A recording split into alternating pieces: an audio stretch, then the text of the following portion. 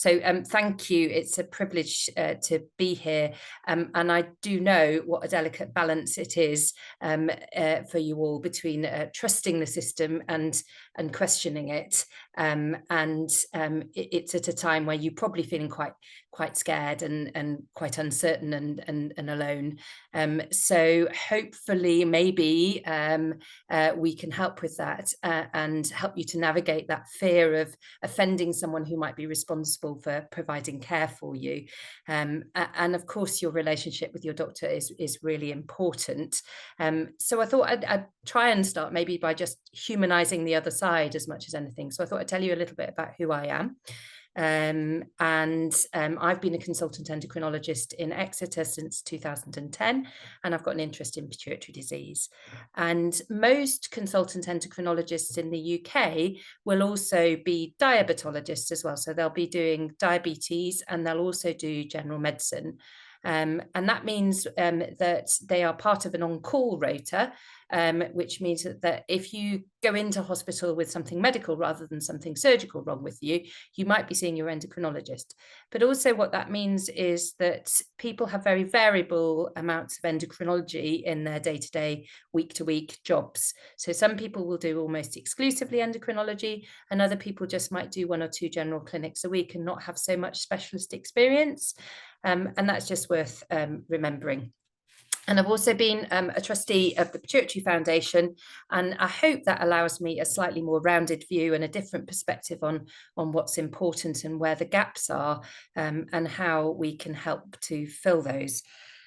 I've also been a patient. In fact, you might see me standing up at some stage. I've had a knee operation quite recently, and it's sore and stopping me sleeping. So I hope those that know me can't see the enormous bags under my eyes, and apologise if I'm a bit sleepy. But it also means I know how things run well and how clinics can work well, and when they don't, why. And at the moment, I'm also a mum of a young person who's actively needing healthcare, and that's been really challenging. And so I know when things can go wrong and how frustrating it is when people don't listen to you. So I can see that. But whoever you see will bring their own experience, their own knowledge, and their own bias to the consultation. And of course, so will you. So that's just a bit around who you're likely to see. But the next question, I guess, is who are you? And I guess for some of you, you may be at the start of your journey in the pituitary world. Some of you may be just through the worst of it and coming out the other side. And some of you will be, no doubt, experts and know it all already, and probably know more than a lot of the healthcare professionals that you see. But not all people want the same thing. And this is something that we need to consider when we see people in clinic. By definition, most of you on this call will probably fall into category number 1, internal controllers. You like to be in charge of your future health. You take great care over your diet and exercise. You want to have things explained. You want to be in a partnership with your healthcare provider and have a dialogue. But there's some people that prefer to be in the external controller category of fatalist. What will be, those sort of type of people. They want to be told what to do, but then when they leave the clinic room, will decide whether or not to take that advice or not. And then the third category is the powerful other, who believe that the doctor should be in charge of what's going on with their health. They don't want responsibility for their own health, and want you to diagnose or tell them what they should be doing.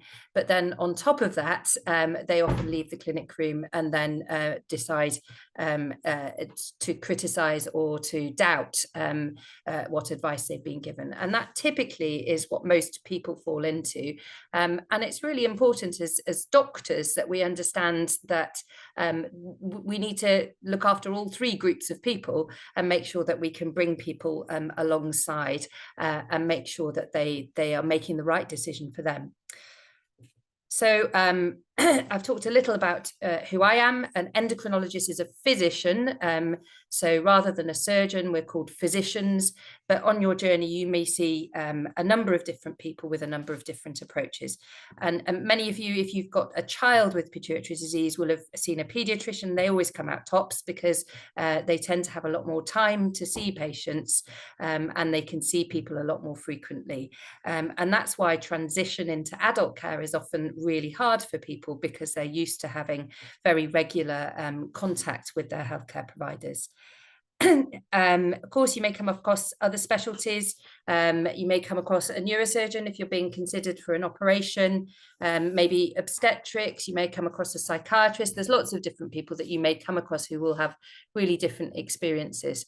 And there's a well-known saying in the medical profession, which I'm not sure I should say if this goes out on YouTube. I might get hate mail, but it's that a surgeon knows nothing but does everything, and a physician knows everything but does nothing, and a psychiatrist knows nothing and does nothing.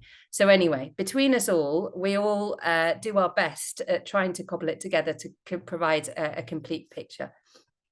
But you know, there's people out there that can conduct their consultations really differently. I don't know if anyone's read Henry Marsh's book.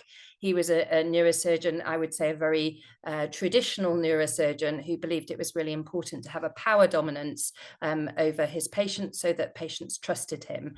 I suspect you will find far fewer neurosurgeons these days that feel that is the way to approach their consultation. But that, is absolutely what some of you may have experienced in terms of when you're in a consultation room. So as I've said there,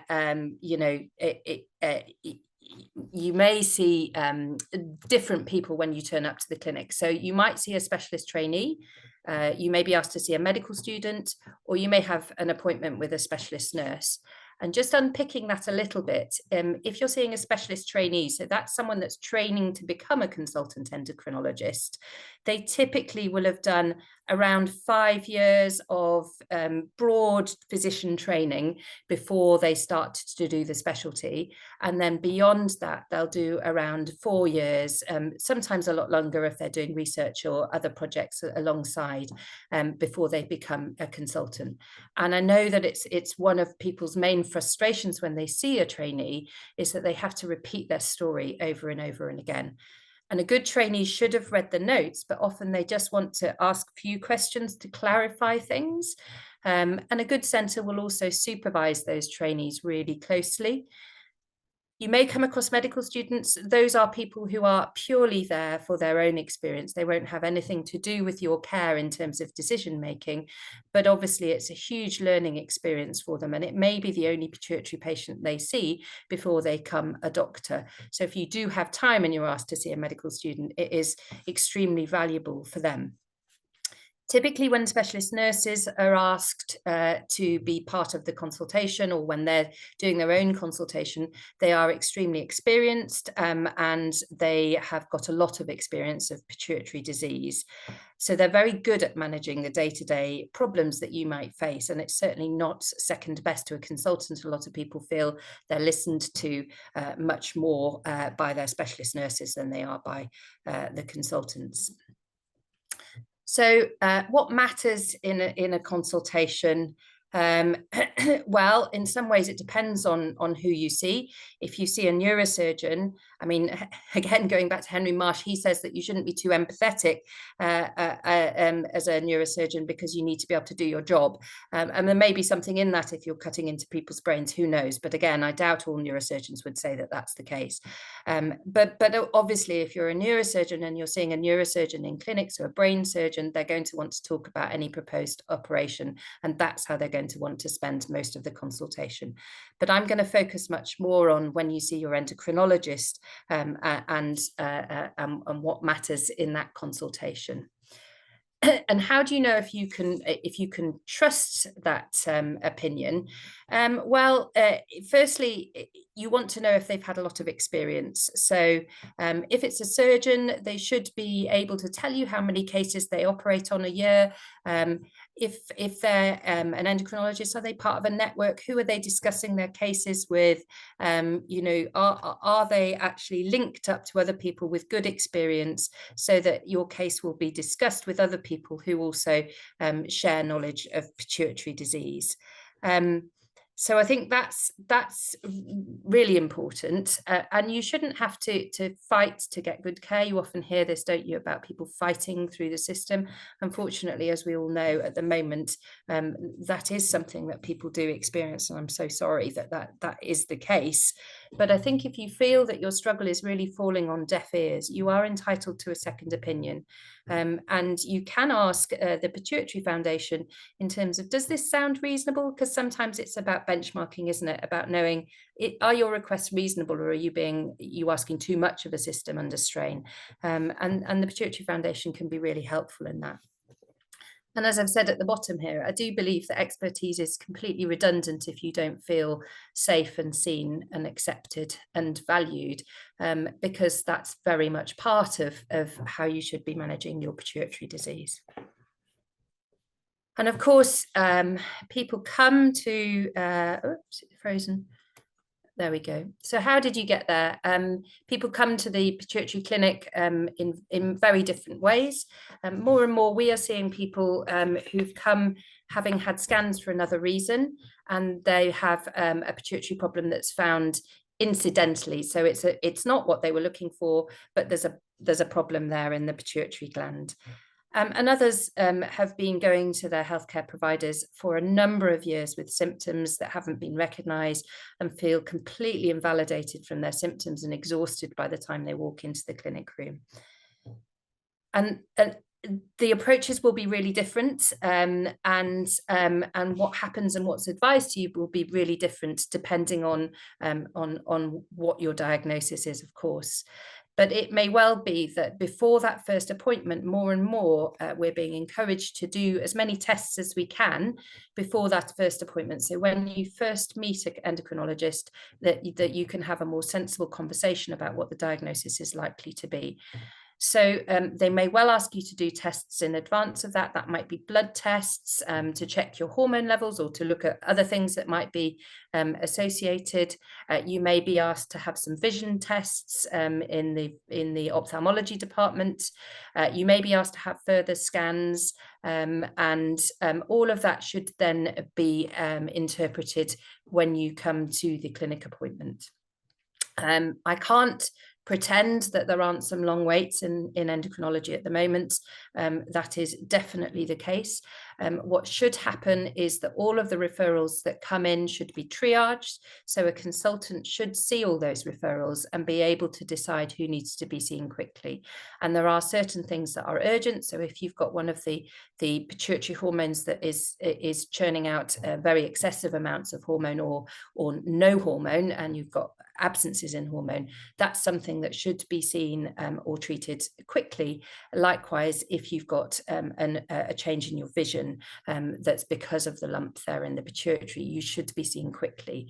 There are some other things, particularly annual appointments and things like that, that will be running a bit behind at the moment. And some of that is also because of the other pressures that endocrinologists have on their job, and they're asked to go and do different things, and that often means that clinics don't go ahead as planned.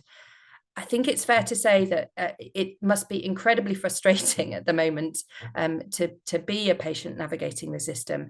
I think it's also very frustrating to be a doctor within the system, and generally doctors are quite tired. They're fed up of the NHS. There's no money. The strikes are very disruptive, whatever you may think of them. And, you know, in winter, it's always more challenging because there's lots of extra bugs, and particularly given we've all been safely hidden away for a few years, all of those bugs are coming to the fore now. There's still COVID around, and post-COVID recovery, there's obviously no money in the system, and a lot of people have got creaking buildings and infrastructure and everything else. So when you are navigating the system, it is just worth thinking about how you can also be kind to your doctor, because they're probably also frustrated. I appreciate that's not the priority, but it's important to remember. So when you turn up at your first appointment, what is important? And the next few slides have got just some quotes from you, from people who have been through the system with the Pituitary Foundation, and tips that help them. So the speech bubbles are all people that have gone through the system. And I'll just go through those first, I think, and then talk to you a little bit about the first appointment.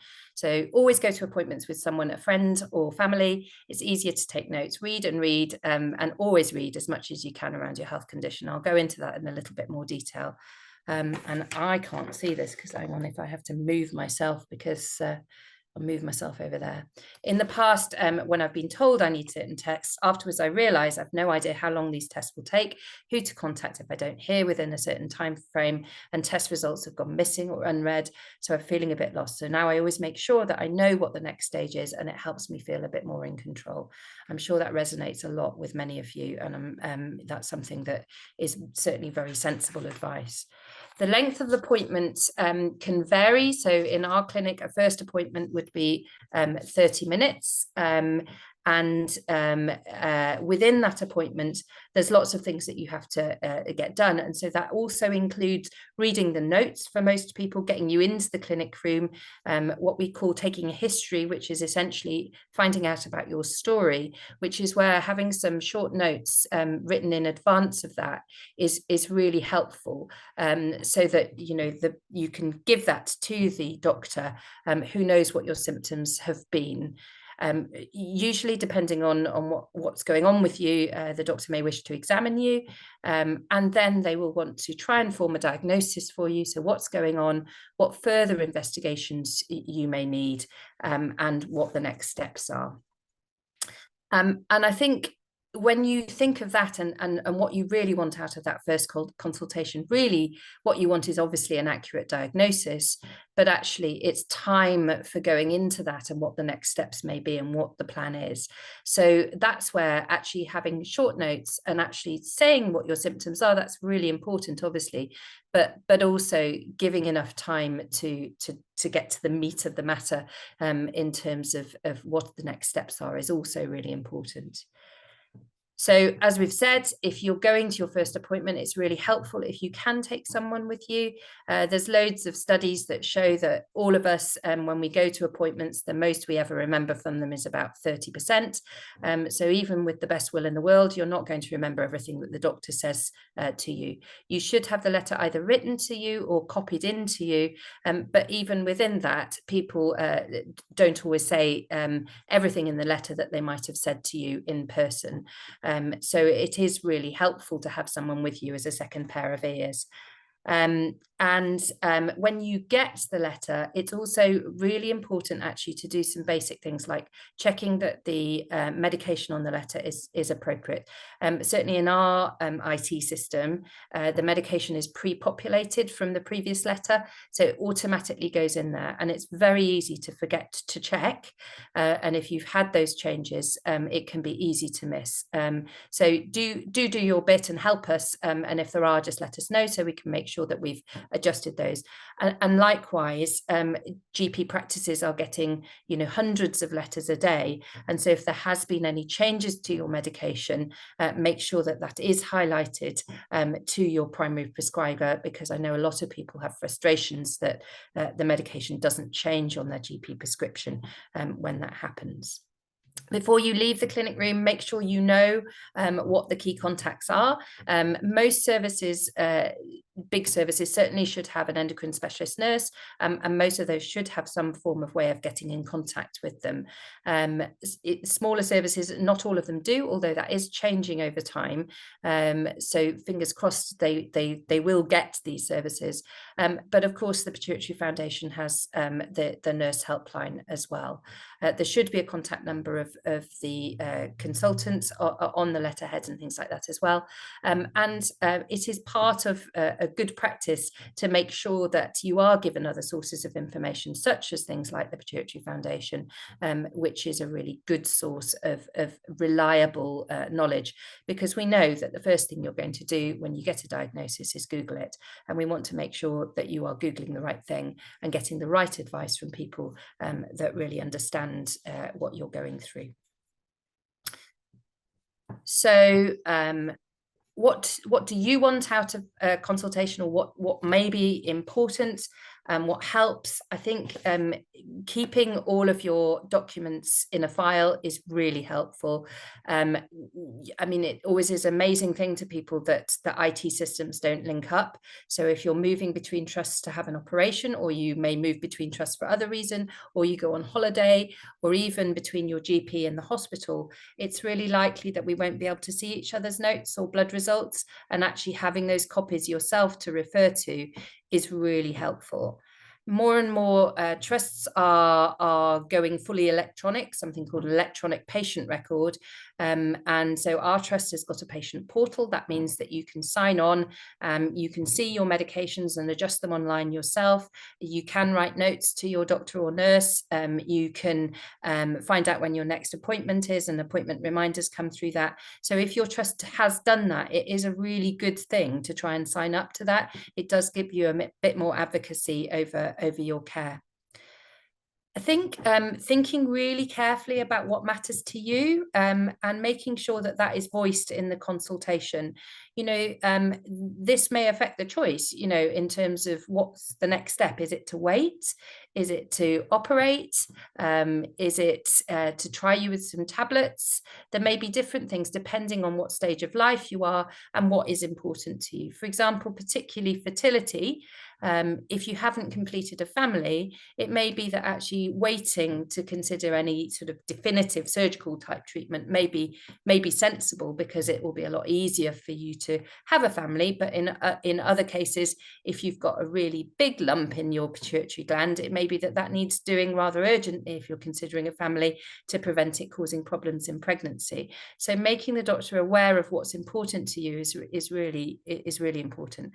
I work in the Southwest. The average age, I'm delighted to say, is still older than me, only just. Therefore, there are people that have a lot of other health conditions. And so whilst the pituitary may be important, I've definitely had patients with, you know, difficult diabetes or cataracts or other things that, for example, might affect their vision. And the pituitary is only one thing that might affect their vision. And actually, they may decide they're going to put up with vision that isn't perfect, because actually their life expectancy isn't such that it's likely to ever interfere with their life. Foreign travel, for those of you on medication, particularly medication that needs to go in the fridge, or that is important if you get traveller's diarrhea and things like that, that might affect you if that's really part of your life and really important, and it might affect treatment. And likewise, if you've got other habits that you feel are important for your doctor to know, then it's important that you let them know that. I've put here, what's your risk threshold? Because again, I think this is really important. If you have an incidental pituitary thing, so that's something that has come to the clinic because it's picked up on a scan that you never knew about, and someone suddenly tells you you've got something in your pituitary, then it may be that actually you don't know how fast that's growing. It may be that it's been there for 20 years. It may be that it's growing quite quickly and will continue to grow. And when you just have that snapshot, you don't know that. And some people are perfectly happy to sit there and say, okay, we'll do a scan in 6 months and see how it's grown and see what's changed. And some people, particularly if they've got other medical things going on that change their thinking around things, feel very uncomfortable waiting for a long period of time, watching it grow without doing anything about it. So a bit like you would in a financial situation where they say, what are you prepared to risk? There are those conversations that need to happen, and you need to be part of those conversations.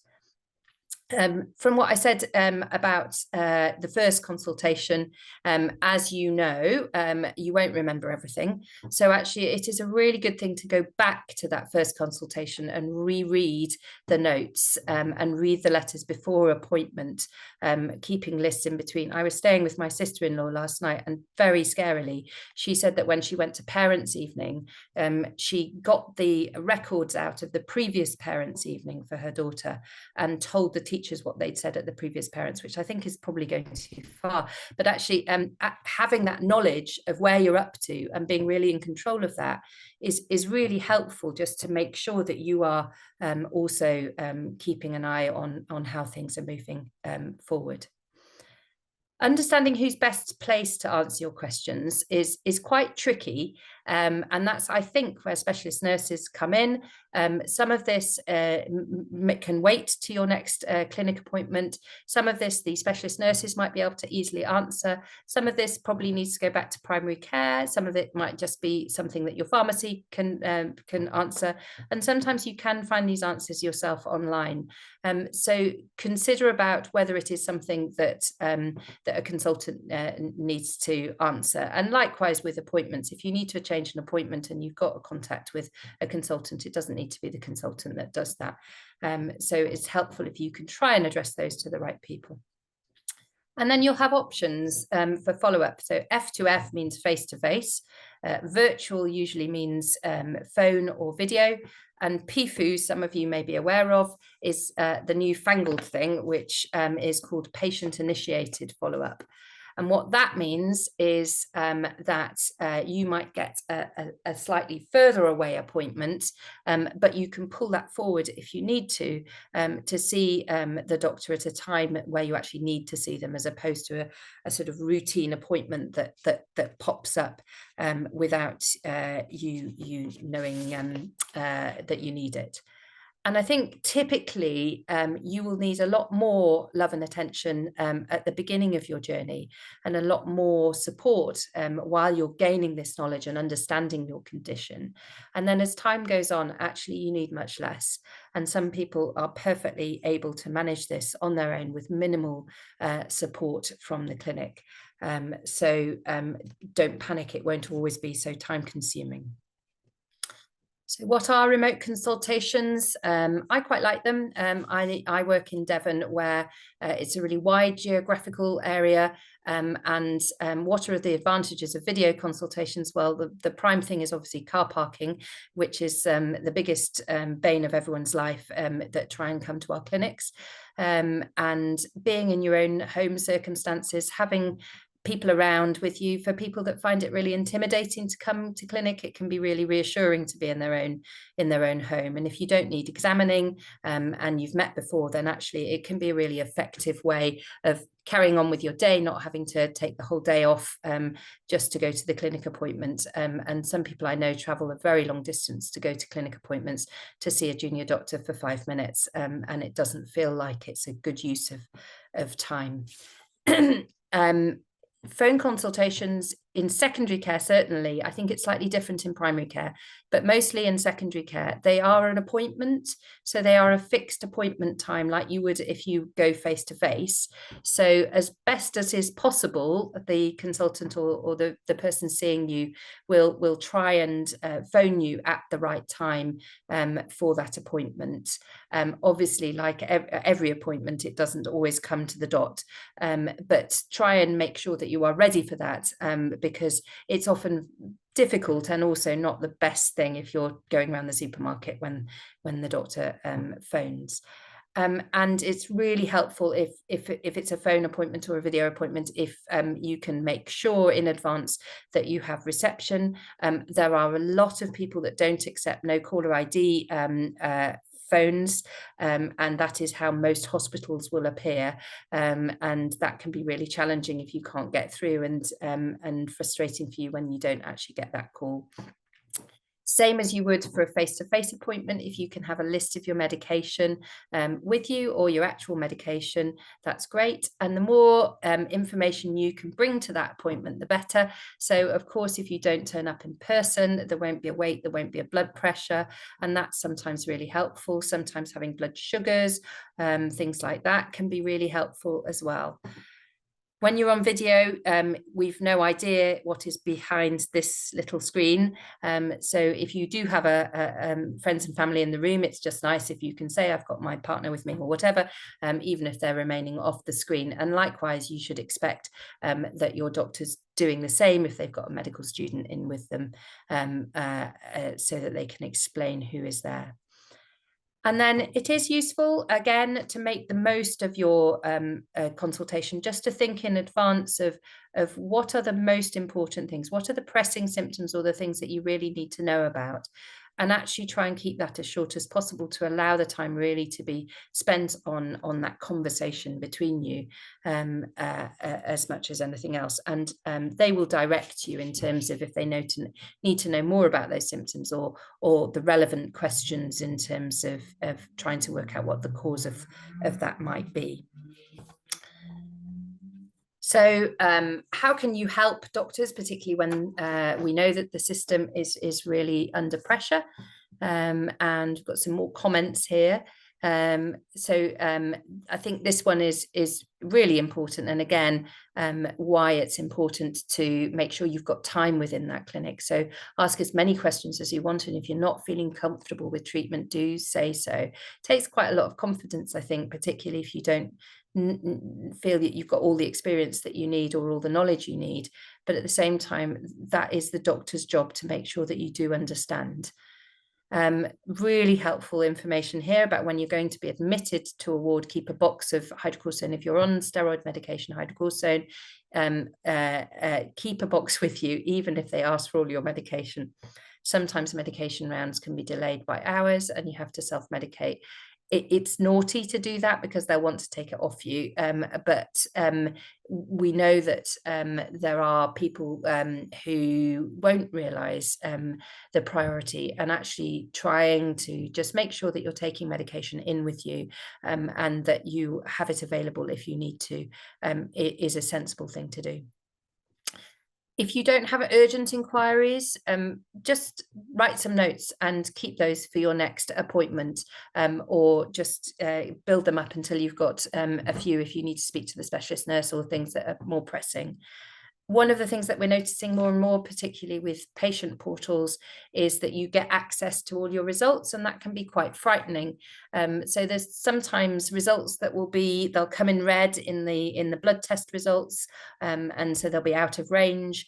And in scan results, you get a lot of medical terminology that can be really terrifying. If you've had an interpretation of those tests and told that they're okay, they will be okay. That medical terminology is something that, you know, the doctor can go through with you, but certainly in terms of blood tests and things like that, there are a lot of blood tests that are outside of the normal range, and they're usually absolutely nothing to worry about. And, you know, really, we're just so used to looking at those that it's not a game changer. So if you've not been told that it's abnormal or needs following up, unless it's grossly abnormal compared to what the reference ranges are, it can almost certainly wait until you question it at the next appointment, if nothing else. Transitions, that was mentioned really before. What I mean by that is if you're moving between departments, so if you're going to a neurosurgeon or an ENT surgeon or obstetrics, try and get names of who it is that you've been referred to and what's the likely time frame for that referral, so that you can keep in touch as well and just make sure that those things go through, because I know that there are lots of people that find it very frustrating when this doesn't happen. You, again, in between appointments, you might be asked to do some pre-clinic investigations, usually blood tests. If you can do those in good time, that's really, really helpful, because again, like I said before about the IT systems, you don't always get those results in your own trust. So sometimes we have to actually call and get those results from a different system, particularly if you're traveling outside of your own area to have your clinic appointment. And therefore, if you're whoever's done the blood test for you will give you a set of results to bring with you, that is extremely helpful and often saves last minute frantic phone calls to try and find them. So that would be really useful as well. And then you have to develop extremely good executive functioning skills in the pituitary world. You need to make sure that you're getting your medication in good time, and particularly if you're on the life-saving medication, things like hydrocortisone. I always say, always ensure you've got at least 2 weeks spare, so that if you're unwell and you need to double your dose and give yourself a bit more, that you've got plenty of spare, so that you can then make sure that you are getting more from your provider in time. Likewise with injections, if you move around a lot, or if you're someone that's used a lot of injections, then a lot of people feel more comfortable having 2 injections rather than 1. If you're not someone that's ever injected yourself, 1 is absolutely fine, as long as you know where it is and you can carry it around. We know that the system isn't perfect. It really isn't. And you will come across things that don't go right, particularly when you go outside of your own department of endocrinology. You will find people that don't know about your condition, and it's rare, and it's going to be very difficult for you to find everybody that does know about it. I think if you have major concerns, it's always good to make sure that you've got the phone number of certainly the specialist nurses, or a way of contacting, or just if you feel that you're not being listened to when you're coming into hospital, or no one's giving you your steroids or your desmopressin, if you've got problems with your water balance, contact someone yourself. And if you can't contact someone yourself, you can ask, can you please contact the endocrinologist? I need this, or I need to speak to the medical registrar, if you feel that you're not being listened to. If you feel that you have a situation where it actually really hasn't gone right, then please do write some comments on a feedback form. You can call it a complaint if you want, and that's fine. And you may get a response that you feel is brushing you off or anything like that. But actually, what those mean is that when we look back and we are auditing what's going on, we can then look and say, well, look, there's been 3 steroid incidents, 4 steroid incidents in the trust in the last 12, 24 months or whatever. And it helps us to make sure that we're getting the right care and getting under the noses of people who really need to change the system. So don't think of it as being that you're getting in the way of good care. It's quite the opposite. Sometimes it can be really helpful to help change systems. And likewise, I have so many people telling me all the time how wonderful my specialist nurses are, and they are. And yet people rarely tell them or write it on a compliment form or things like that. And really, when you're having a bad day, having someone doing that is really, really helpful. But also, these things, believe it or not, do get logged through governance, and it helps to give an overall impression of a good department, if there is a good department, because it means that you're much more likely, when you're then asking for something, for people to go, oh, hang on, these guys know what they're doing, and you get the eyes and ears of the senior trust people. So try to work in combination, and feedback to us as well. It really does help. And then this is really the crux of it, isn't it? I think that the most important thing you can do is actually to become an expert. I think many endocrinologists will be very experienced, but there will be some that are less experienced in pituitary. And over time, you will know more than they do, particularly around how you're feeling and what's important for you. But you'll also come across trainees, you'll come across nurses outside of specialty who've got very limited experience. And, diabetes insipidus is a classic example of this, where people assume that you've got blood sugar diabetes and things like that. So people will have their own examples of this. And you're always going to come across professionals, but also friends and family who really don't understand what you're going through, particularly if you look normal. And you need the power to be able to explain to people. And of course, the Pituitary Foundation will be forever doing campaigns to try and increase awareness. That's really part of our role. But at the same time, you being able to advocate for yourself and your partner or your friend being able to advocate for you is really, really important, because it's rare and there's always going to be somebody who hasn't heard of it. The Pituitary Foundation has an awful lot of really, really important information online. It's excellent, and it is where I send all my patients to. I know I'm biased, but it is. There are other resources that are available online, and you can find out more.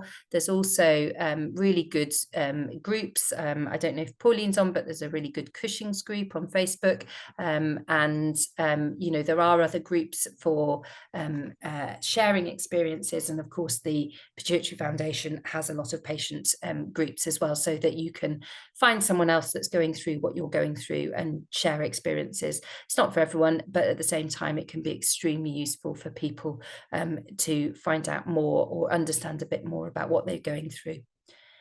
And here the comments, really, really relevant. In the event of an emergency, you really need your partner or advocate to keep telling the professionals what's wrong with you.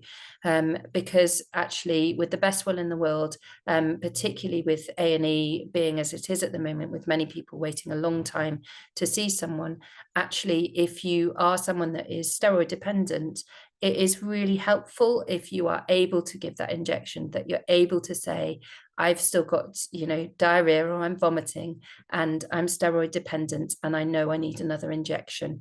And, you know, if you're not being listened to, just ask to speak to someone more senior or ask to speak to the endocrinologist. Sometimes you may get it wrong, and sometimes they may have looked at your observations, they may have looked at things and appreciated that actually there are people that are more urgent than you in the queue. That's okay. But at the same time, you know, you do need to advocate for yourself sometimes in these situations if you come across people that aren't aware of what your condition is on about. So I'll finish just with lost my that one. There we go. With just a couple more feedbacks from people that have fed back into the Pituitary Foundation about what's important, and then we can spend some time just answering questions. So my best advice is that you know your child. This is obviously someone from pediatrics. If there's something wrong, advocate, keep advocating. Finally, don't imagine that the system is kind or works for you. This isn't always the case, I would say, but it unfortunately is the case some of the time. Sadly, you have to constantly ring up, get to know the consultant secretaries, be pushy, ask for things. They can only say no. And finally, prepare for this admin to be a part-time job. To this, get a file, summarize all the numbers at the front, and do it that way. Go in as equipped with as much knowledge as you can about your condition, and if you can, go with someone else who could be an advocate for you. And unfortunately for some people, this is the truth. As a physician, I need to be really, really careful that those that aren't able to advocate for themselves, that we're giving them the same standard of care. And actually, that's a real driver for the Pituitary Foundation as well, to make sure that those that are less confident and less secure are still able to get the care that they deserve. And then this one, I'll just leave you with. We project much hope into these consultations. They can be really overwhelming, often feel really disappointing. My experience is that we can't force doctors to behave in particular ways, but to some extent we can control how we interact and react to the consultation. And if you go with someone to the consultation, if that's possible to help you listen and record what's said, write it down. Try and stay focused on specific questions, write them down beforehand as well, and try if possible to stay focused. The doctors and health workers are really busy, and we're just one of dozens that they see every day. But actually,